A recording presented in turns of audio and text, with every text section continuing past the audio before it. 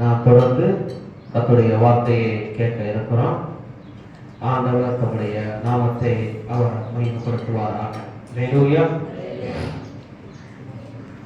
இந்த நாளில் எல்லாருமே குருத்தோலை ஞாயிறை பற்றி பேசிக் கொண்டிருப்பார்கள். நான் வேற ஒரு செய்தியை உங்களுக்கு கொண்டு வருவதற்கான ஆயத்தமாக இருந்தேன். கர்த்தருக்கு சித்தமானால் வருகிற வாரங்களிலே அந்த செய்தியை பார்ப்பதற்கு ஆண்டவர் நமக்கு அவர் கிருபை தருவாராக. ஹல்லேலூயா, ஹல்லேலூயா. இந்த குருத்தோலை ஞாயிறை உலகம் முழுவதும் கொண்டாடி கொண்டிருக்கிறார்கள். அந்த நாளிலே நாம் என்ன அதை சற்று ஆராய்ந்து பார்க்க இருக்கிறோம். குருத்தோலை ஞாயிறு அப்படின்னா என்ன, அதையே நாம கடைபிடிக்கிறோம் அப்படிங்கிறத குறித்து உங்களோடு நான் சில காரியங்களை நான் பகிர்ந்து கொள்ள விரும்புகிறேன். ஹல்லேலூயா. நமக்கு எல்லாருக்கும் தெரியும், ஒரு அரசியல் தலைவர் நம்முடைய பகுதிகளுக்கு வருவாரானால் அவர்களுக்கு தோரணங்கள் கட்டி அவர்களை வரவேற்கிறது நம்முடைய தமிழ் சமுதாயத்துடைய ஒரு மரபு மாதிரி இருக்கிறது. அங்கே நாம் பார்க்க முடியும். திருமண நேரங்களிலே மணப்பொண்ணையும் மணப்பனையும் மாப்பிள்ளையும் அழைத்துக் கொண்டு ஊர்வலம் செல்வார்கள். இப்படி நிறைய சம்பவங்களை நம்ம பார்க்கிறோம். அதே போல சுமார் 2000 ஆண்டுகளுக்கு முன்பு உலக ரட்சகராய் இயேசு கிறிஸ்து தன்னுடைய கல்வாரி சிலுவையை போவதற்கு முன்பு அவரும் ஒரு பவனி சென்றார். அந்த பவனினா குருத்தோலை ஞாயிறு என்று சொல்லி இன்று நாம் அதை அனுசரித்துக் கொண்டிருக்கிறோம். சங்கீதத்தின் புத்தகம் 118வது சங்கீதத்திலே ஒரு வசனத்தை உங்களிடத்திலே நான் உங்களோடு நான் வேண்டிக் கொள்கிறேன். 118வது சங்கீதம் அவருடைய 26வது வசனத்தை நீங்கள் சற்று வாசியுங்கள். கர்த்தருடைய நாமத்தினாலே வருகிறவர், கர்த்தருடைய நாமத்தினாலே வருகிறவர் ஸ்தோத்தரிக்கப்பட்டவர் போதும். கர்த்தருடைய நாமத்தினாலே வருகிறவர் ஸ்தோத்தரிக்கப்பட்டவர். யாருடைய நாமத்தினாலே? கர்த்தருடைய நாமத்தினாலே வருகிறவர் ஸ்தோத்தரிக்கப்பட்டவர். கர்த்தருடைய நாமத்தினாலே யார் வந்தார் அப்படின்றத சகரியாவின் புத்தகத்திலே சகரியா தீர்க்கதரிசி இப்படியாக எழுதி வைத்திருக்கிறார். 9ஆம் அதிகாரம் 9வது வசனத்தை வாசியுங்கள். சீயோன் குமாரத்தியே, சீயோன் குமாரத்தியே, மிகவும் கலிகூரு, மிகவும் கலிகூரு. எருசலேம் குமாரத்தியே, எருசலேம் குமாரத்தியே, கெம்பீரி, கெம்பீரி. இதோ உன் ராஜா உன்னிடத்தில் வருகிறார், இதோ உன் ராஜா உன்னிடத்தில் வருகிறார். அவர் நீதி உள்ளவரும், அவர் நீதியுள்ளவரும், ரட்சிக்கிறவரும், ரட்சிக்கிறவரும், தாழ்மை உள்ளவரும், தாழ்மை உள்ளவரும், தாழ்மை உள்ளவரும், கழுதையின் மேலும், கழுதையின் மேலும், கழுதை குட்டியாகிய மரியின் மேலும் ஏறி வருகிறவருமாய் இருக்கிறார். கழுதை குட்டியாகிய மரியின் மீதும் ஏறி வருகிறவருமாய் இருக்கிறார். சகரியா தீர்க்கதரிசி இயேசு கிறிஸ்துவின் அந்த பவனியை இயேசு கிறிஸ்து பிறப்பதற்கு முன்பாகவே அவர் தீர்க்க தரிசனமாய் அவர் உரைத்திருக்கிறார். உன் ராஜா, அவர் யாரு? சாதாரணமான நபர் அல்ல. அவர் உன் ராஜா. அவர் சாதாரண ராஜா, ராஜாதி ராஜா. என்றென்றும் அவருடைய சிங்காசனம் நிலைத்திருக்கும். அந்த சிங்காசனத்துக்கு ஒருவர் போட்டியே கிடையாது. உன் ராஜா அவர் உன்னிடத்தில் வருகிறார். யார்கிட்ட வராரு? என்கிட்ட வந்திருக்கிறார், உங்களிடத்தில் வந்திருக்கிறார், உலகத்திற்கென்று வந்திருக்கிறார். ஹல்லேலூயா. உன் ராஜா அவர் வருகிறார். அவர் எப்படி மாறாரு அப்படின்னா, கழுதை குட்டியின் மீது அவர் ஏறி வருகிறார். ஹல்லேலூயா. எனக்கு அன்பான தேவ பிள்ளைகளே, சகரியா தீர்க்கதரிசியின் காலங்களிலே இயேசு கிறிஸ்துவின் அந்த பவனியை குறித்து அவர் என்ன செய்திருக்கிறார், அங்கு எழுதி வைத்திருக்கிறத நாம் பார்க்க முடிகிறது. அவரை குறித்து அங்க சொல்லப்பட்டிருக்கிறது. அவர் எப்படிப்பட்டவர் அப்படின்னா நீதியுள்ளவர். அவர் எப்படிப்பட்டவரா? நீதியுள்ள ராஜா, அநீதி செய்ய மாட்டார். அவர் நீதியுள்ள ராஜா, நீதியை மாத்திரம் செய்வார். அடுத்து சொல்லப்பட்டிருக்கு அவர் தாழ்மையுள்ளவர். எப்படிப்பட்டவரா? தாழ்மையுள்ளவர். அதனாலதான் அவர் என்ன செஞ்சார்?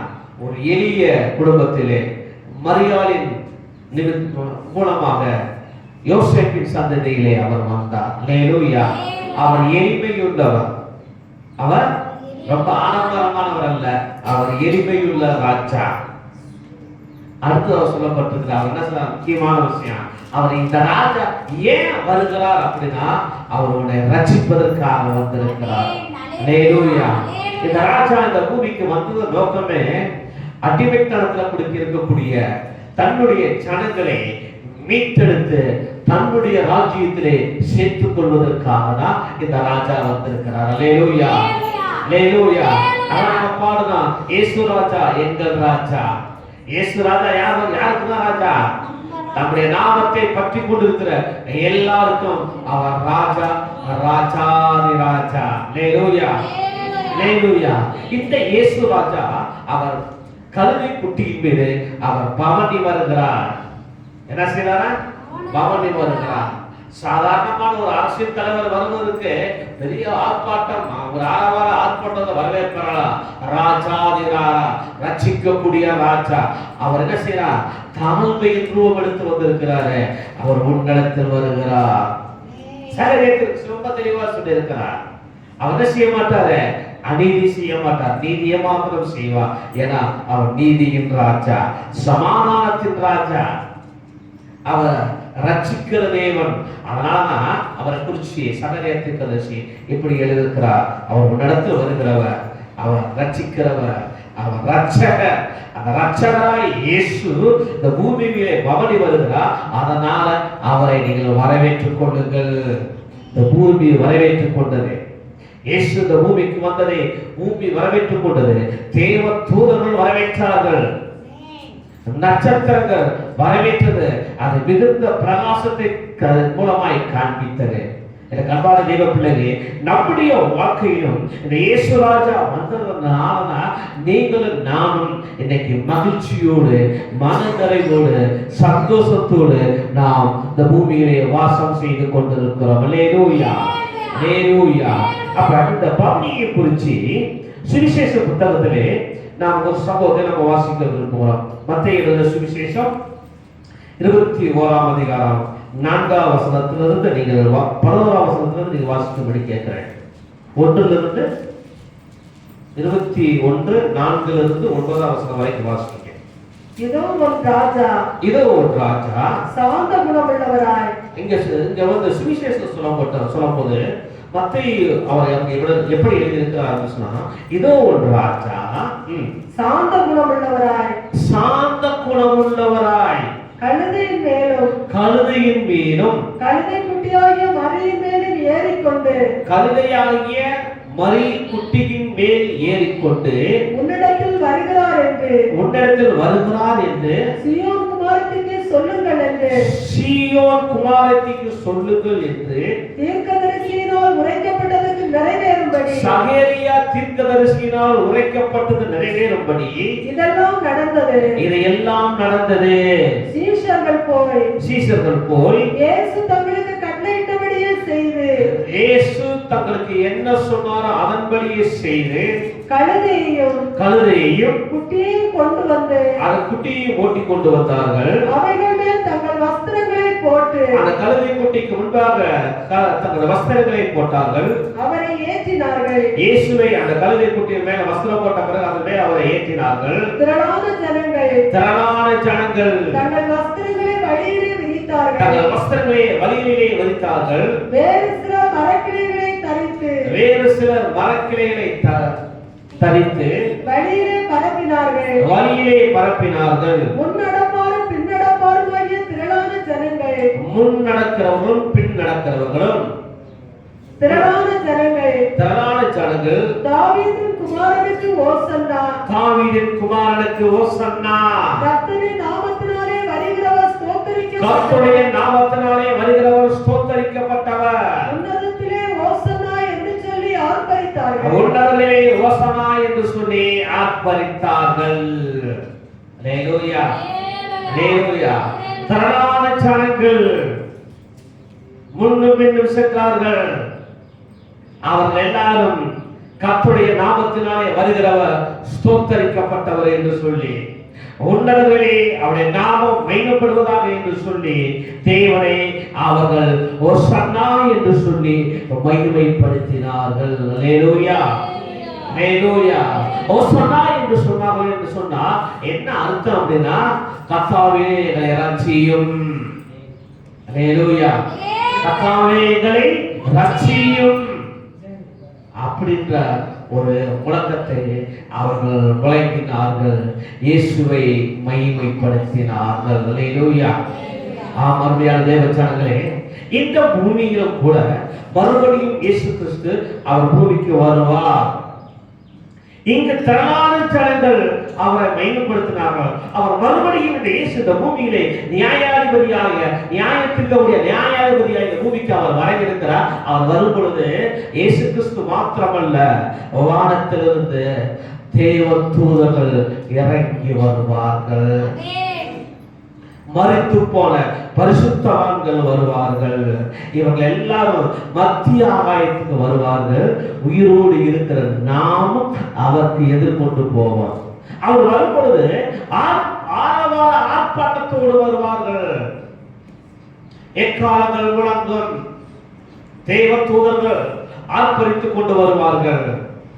நாம் பூமியில் இருக்கிற நாம் அந்த நேரத்தில் உயிரோடு இருக்கிறவர்கள், அந்த இயேசு கிறிஸ்து வருகிற நாட்களே உயிரோடு இருக்கக்கூடிய நபர்கள் அவர்கள் ஒருமைப்படுதலே மறுரூபமாக்கப்பட்டு எடுத்துக்கொள்ளப்பட்டவர்களாய் மத்திய ஆகாயத்திலே இயேசுவை சந்திப்பார்கள். அல்லேலூயா, அல்லேலூயா. அப்படியானால் அவர்கள் ஆர்ப்பரித்த நோக்கம் தங்களுக்கு ரட்சிக்கக்கூடிய தேவன் இந்த பூமியிலே வந்திருக்கிறார் என்று சொல்லி அவர்கள் தேவனை மகிமைப்படுத்தினார்கள். எனக்கு அருமையான தேவஜனமே, இந்த இயேசு நம்மிடத்தில் வந்து நம்மை ரட்சித்திருக்கிறார். அவர் உன்னிடத்தில் வருகிறார். ஏன் வருகிறார் என்று சொன்னால், உன்னை ரட்சிப்பதற்காக இந்த பவனியை ஆண்டவர் அன்னைக்கு நடத்தி வைத்தார். நம்முடைய வாழ்க்கையில இந்த இயேசு என்னைக்கு வந்தாரா, அன்னைக்கு நாம ரட்சிக்கப்பட்டோம். அன்னைக்கு நாம் இயேசுவை ஏற்றுக்கொண்டோமோ அன்னைக்கு நம்முடைய வாழ்க்கையிலே இயேசு ஒரு பெரிய விடுதலையை கட்டளையிட்டார். இவர்களை போலதான் நாமும் என்ன செய்யணும், இயேசுவே என்னை ரட்சியும் என்று சொல்லி கேட்டோம். கர்த்தர் நம்மளை ரட்சித்து தம்முடைய ரத்தத்தினாலே கழுவி சுத்திகரித்து அவருடைய பிள்ளையாய் மாற்றி இன்னைக்கு உங்களை திருச்சபைக்குள்ளே உட்கார வைத்திருக்கிறார். அல்லேலூயா, அல்லேலூயா. அப்படியானால் இந்த பவனியின் நோக்கம் என்ன?